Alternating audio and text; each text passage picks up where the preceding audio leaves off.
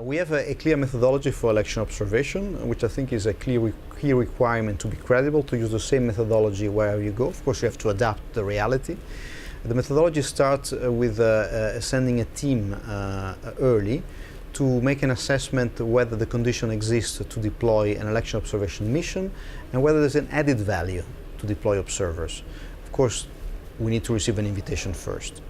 So the team comes back with a recommendation after having met with everyone, civil society, oppositions, government, state agencies, etc., international community, member states, and they make a recommendation, and on the basis of that recommendation, the High Representative, Vice President of the Commission, decides whether or not to deploy a mission.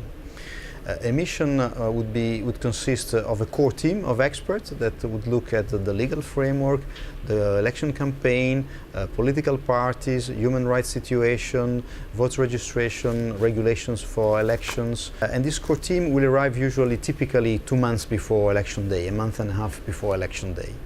And this team is led by a chief observer that is a member of European Parliament. Next to the core team and the chief observers, we deploy what we call the long-term observers that arrive usually 6 weeks before election day, and that they are deployed across the country. Close to election day, we have what we call the short-term observers, so a few other observers coming that are really focusing on voting and counting procedures. So it's really the election day issues. And then the short-term observers would leave, but the long-term observers would stay to look at the tabulation and aggregation of results. And 48 hours after election day, we issue a preliminary statement, a public statement, where we give our assessments of the elections.